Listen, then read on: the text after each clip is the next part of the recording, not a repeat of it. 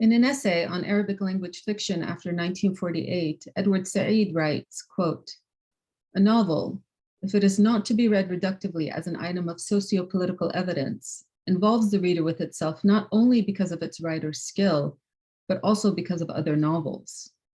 All novels belong to a family, and any reader of novels is a reader of this complex family to which they all belong," end quote. In this and other essays on non-Western literature, Said grapples with many themes and issues which remain concerns to this day, as evidenced by the papers we've heard over the last 2 days.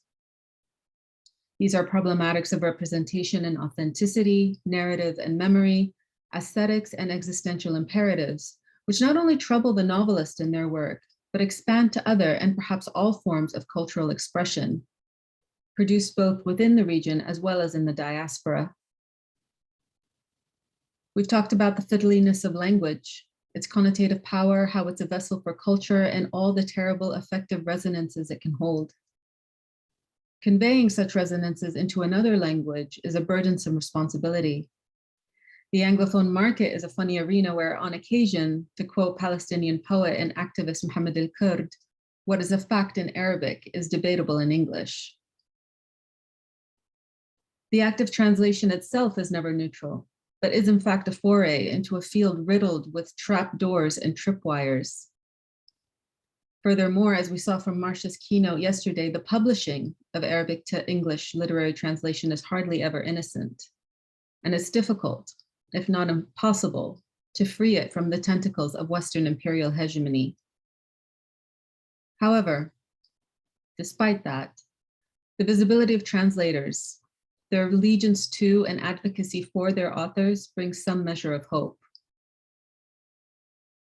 Given my positionality and academic as well as creative interests, I hope you'll forgive me for focusing these closing remarks on literature, and Arab literature in particular. In terms of the Arab novel, Said says, quote, "In its irreducible singularity, it is itself a historical reality. And each novelist articulates a consciousness of his time that he shares with the group of which historical circumstance, class, period, perspective make him a part," end quote. We've talked about identity politics. Should a Kuwaiti write a novel of Assyrian subjectivity? And in that essay, Said talks about what he calls the monumental enigma, the existential mutation, which the rupture of the Nakba introduced to the whole of the Arab world. Building on Constantine Zarek's 1948 book, Ma'na al-Nakba, Said asserts that, quote, "The catastrophe, the disaster, caused a rift to appear between the Arabs and the very possibility of their historical continuity as a people," end quote. What has followed, particularly after the defeat of 67, has been a seemingly unending cycle of conflict, oppression, authoritarianism, revolution, hope, and despair. Whether on the Lebanese civil war and its legacies, the continued occupation of Palestine, silences in Syria, authoritarian oppression in Egypt and elsewhere, no writer, Said says, quote, "could be or ever really was a spectator. The present was not a project to be undertaken. It was now," end quote. He argues that 67 did not, in fact, lead to unanimity on the principle of Arabness as some recognizable or utterable collective identity. The evidence, according to Said, is in how writers subsequently began to focus on distinctions between local versus collective experience. But I would argue that in the 20 plus years since he wrote those words, matters have changed. Our region has been consumed by short springs and long, long winters. And in the literature, I see, and I hope I contribute to, a continued shared Arab affinity, an affinity which is not necessarily political, but cultural, linguistic, aspirational. An affinity which exceeds the boundaries of the state, which resists normalization, which rejoices in what continues to bind us despite it all. The dimensions of this Arabness are porous, unbounded, and ever expanding. In a recent episode of the Kuwaiti podcast Bidoon Warag, Saudi journalist Ali Dhafiri says the Palestinian cause defines us as Arabs, It reminds us of who we are. Al-Quds arus urubatikum, recently departed Iraqi poet Muzaffar al-Nawab, rahmatullah alayh, reminds us. Palestine is the central axis we turn to again and again. It must unite us, not only as Arabs, but as humans, as comrades in solidarity, seeking truth, justice, a life of freedom and dignity. The writer's role here is what has always been, I suppose, to articulate, to reflect, to give shape and form and language. After all, writing, as Said says, quote, is not and cannot be free. It has to put itself at life's service, end quote.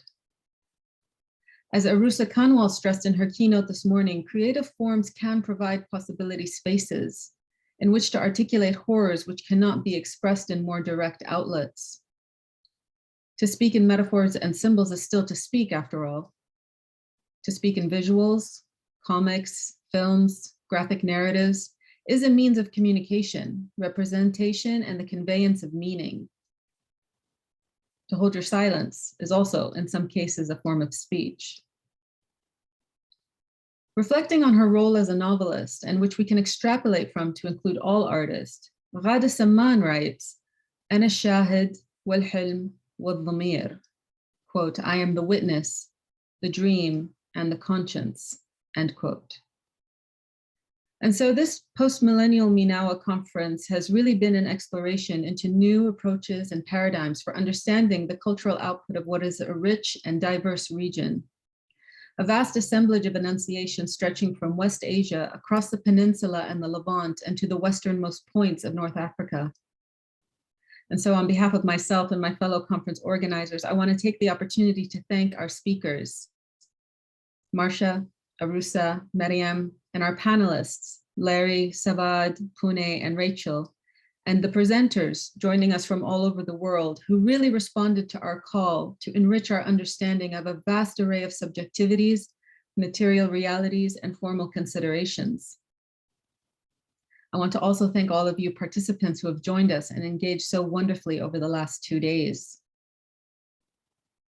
And so this conference has been an invitation to displace yourself, to decenter yourself, in order to take in the region not as a sum of its parts, but as a totality of thoughts and experiences, tensions, truths, and beautiful contradictions. In doing so, I'm reminded of Said's notion of worldliness. And so I'd like to leave you with his words from the essay, The Politics of Knowledge. He says, "By linking works to each other, we bring them out of the neglect and secondariness to which for all kinds of political and ideological reasons they had previously been condemned. What I am talking about, therefore, is the opposite of separatism and also the reverse of exclusivism. It is only through the scrutiny of these works as literature, as style, as pleasure and illumination, that they can be brought in, so to speak, and kept in. Otherwise, they will be regarded only as informative ethnographic specimens, suitable for the limited attention of experts and area specialists. Worldliness is therefore the restoration to such works and interpretations of their place in the global setting, a restoration that can only be accomplished by an appreciation not of some tiny, defensively constituted corner of the world, but of the large, many-windowed house of human culture as a whole."